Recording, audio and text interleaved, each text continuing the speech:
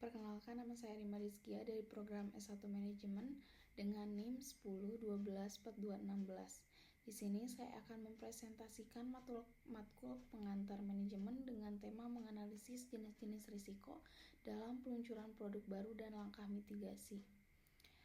Peluncuran produk baru di pasar yang kompetitif membawa berbagai jenis risiko yang harus dikelola dengan hati-hati. Berikut adalah beberapa jenis risiko yang mungkin dihadapi perusahaan beserta langkah-langkah mitigasi yang bisa diambil. Risiko pasar atau market risk. Nah, risiko ini berkaitan dengan ketidakpastian mengenai beberapa baik produk baru akan diterima oleh pasar, terutama dalam pasar yang sudah sangat kompetitif. Mitigasinya, riset pasar yang mendalam untuk memahami preferensi konsumen, tren pasar, dan analisis pesaing. Ini dapat dilakukan dengan survei focus group discussions atau FGD dan uji coba produk atau pilot testing. Pemetaan segmentasi pasar untuk menentukan target audiens yang lebih spesifik dan relevan dengan produk baru. Yang kedua, risiko teknologi atau teknologi risk.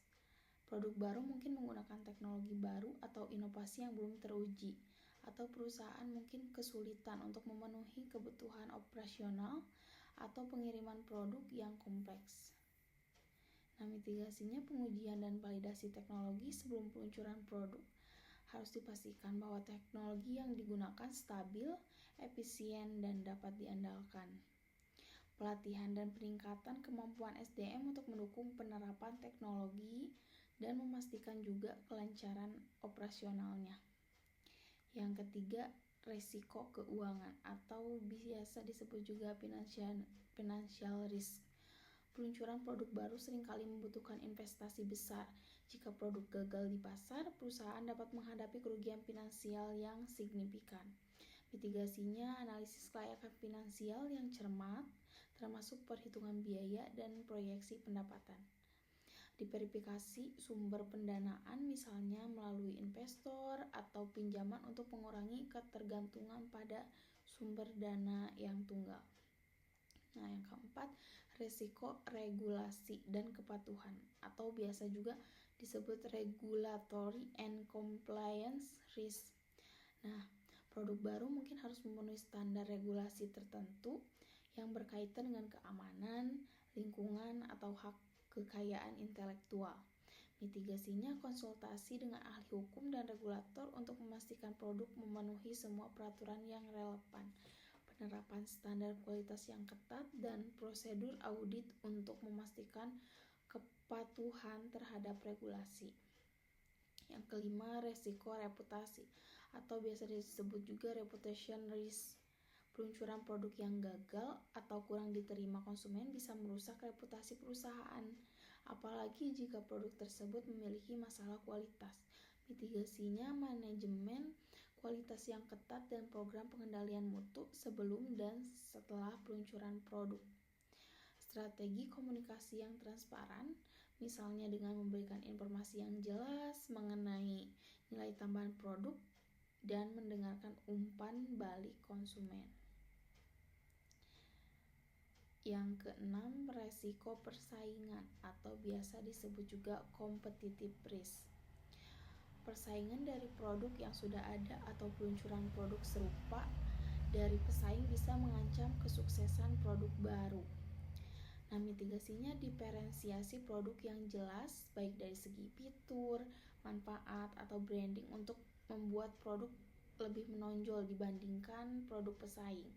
Strategi harga kompetitif namun memperhatikan margin untuk keuntungan yang wajar. Yang kedua, pemanfaatan data pelanggan untuk keputusan pemasaran dan pengembangan produk yang baru.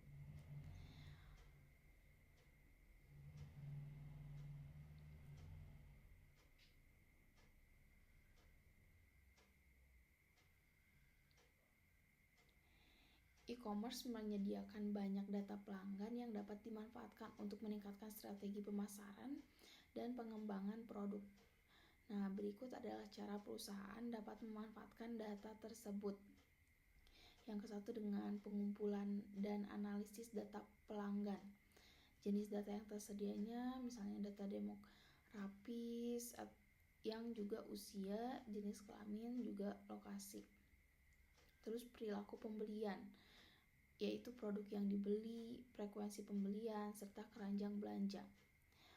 Yang ketiga, interaksi dengan situs web, yaitu lama kunjungan, halaman yang dilihat, serta klik iklan. Yang keempat, ulasan serta feedback, atau juga biasa disebut komentar dan rating produk. Yang kelima, analisis untuk pemasaran. Segmentasi pasar seperti data pelanggan dapat membantu mengidentifikasi segmen pasar yang paling potensial, misalnya berdasarkan lokasi geografis atau pola pembelian tertentu. Perusahaan bisa menyesuaikan iklan dan penawaran produk untuk segmen-segmen ini. Personalisasi promosi berdasarkan riwayat pembelian dan preferensi pelanggan, perusahaan dapat membuat kampanye pemasaran yang lebih terpersonalisasi, misalnya rekomendasi produk atau diskon khusus. Analisis sentimen. Dengan memonitor ulasan dan komentar pelanggan, perusahaan bisa mengetahui bagaimana persepsi pasar terhadap produk dan menyesuaikan strategi pemasaran serta fitur produk. Nah, pengembangan produk berdasarkan data. Menganalisis umpan di balik pelanggan. Dengan menganalisis ulasan produk dan feedback di platform e-commerce, perusahaan bisa mengidentifikasi kekurangan produk dan memahami keinginan atau kebutuhan pelanggan yang belum terpenuhi. Nah, identifikasi fitur yang dibutuhkannya, data tentang penggunaan produk atau fitur yang paling banyak dilihat atau dibeli dapat memberikan wawasan mengenai apa yang paling dihargai oleh pelanggan. Fitur atau variasi baru dapat dikembangkan berdasarkan insight tersebut. Eksperimen produk atau disebut juga A/B testing. Dengan memanfaatkan data untuk melakukan eksperimen produk, testing pada produk, misalnya 2 versi produk dengan variasi tertentu, perusahaan dapat melihat respon pasar terhadap perubahan produk dan melakukan penyesuaian yang diperlukan. Terus optimalisasi pengalaman pengguna. Meningkatkan konversi penjualan. Data pelanggan dapat memberikan insight mengenai titik-titik kegagalan dalam proses pembelian. Misalnya, pelanggan meninggalkan keranjang belanja, sehingga perusahaan bisa mengoptimalkan proses check out dan meningkatkan konversi.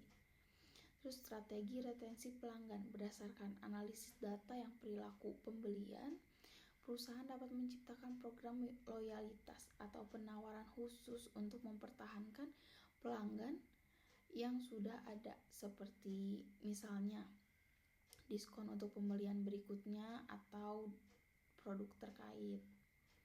Terus pemasaran berbasis data iklan yang dapat disesuaikan menggunakan data perilaku pembelian serta referensi pelanggan untuk menargetkan iklan lebih efisien melalui platform digital seperti Google Ads atau Facebook Ads untuk menjangkau audiens yang tepat dengan pesan yang relevan. Prediksi trend dengan menganalisis data pembelian dalam jangka waktu tertentu. Perusahaan dapat mengidentifikasi tren produk yang sedang naik daun dan beradaptasi dengan cepat untuk menyesuaikan penawaran produk mereka. Nah, jadi dengan memanfaatkan data pelanggan secara efektif, perusahaan dapat meningkatkan pemasaran yang lebih tepat sasaran, meningkatkan kepuasan pelanggan, dan secara berkelanjutan, mengembangkan produk yang lebih sesuai dengan kebutuhan pasar. Mungkin sekian presentasi dari saya. Mohon maaf apabila ada kesalahan kata. Wassalamualaikum warahmatullahi wabarakatuh.